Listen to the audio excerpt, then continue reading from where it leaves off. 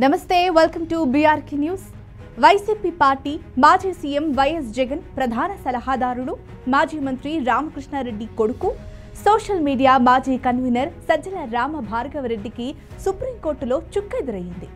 Social మీడియాలో అసభ్య పోస్టులకు సంబంధించిన కేసుల్లో ఆయనకు ముందస్తు బెయిల్ ఇచ్చేందుకు భారత అత్యున్నత న్యాయస్థానం సంచలన కామెంట్స్ చేసింది. YSR Congress party social media విభాగానికి గతంలో కన్వీనర్ గా వ్యవహరించిన సజ్జల భార్గవరెడ్డికి దేశ అత్యున్నత న్యాయస్థానం సుప్రీంకోర్టులో గట్టి ఎదురుదెబ్బ తగిలింది.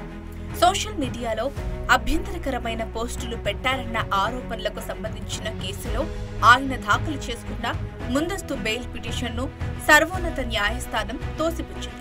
అయితే ఆయన అరెస్టు కాకుండా 2 వారాల పాటు మధ్యంతర ఉపశమనం కల్పించింది. ఈ 2 వారాల వ్యవధిలోగా సంబంధిత ట్రయల్ కోర్టును ఆశ్రయించాలని సుప్రీంకోర్టు సూచించింది. ఈ కేసు విచారణ సందర్భంగా justice Pankaj Mittal, justice NVN భట్టీలతో కూడిన ధర్మాసనం సజ్జల భార్గవరెడ్డి తీరుపై తీవ్ర ఆగ్రహం వ్యక్తం చేసింది. ఆయన పెట్టిన సోషల్ మీడియా పోస్టుల విషయంలో తీవ్ర అభ్యంతరాలను నమోదు చేసింది.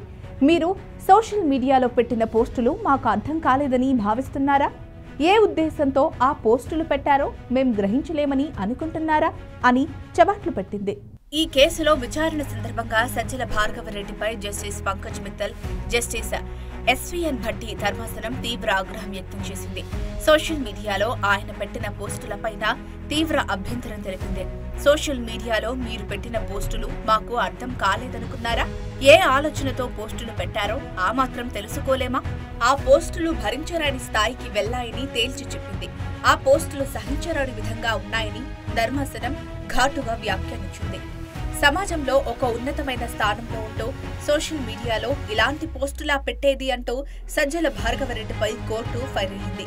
ఈ విషయంలో తప్పు ఎవరు చేసినా అది తప్పేనని, అలాంటి చర్యలను వ్యవస్థ ఎట్టి పరిస్థితుల్లోనూ క్షమించదని, తప్పకుండా శిక్షిస్తుందని స్పష్టం చేసింది. ప్రస్తుతం సమాజంలో రాజకీయ లబ్ధి కోసం సోషల్ మీడియాను విపరీతంగా దుర్వినియోగం చేస్తున్నట్లు సుప్రీంకోర్టు పేర్కొంది.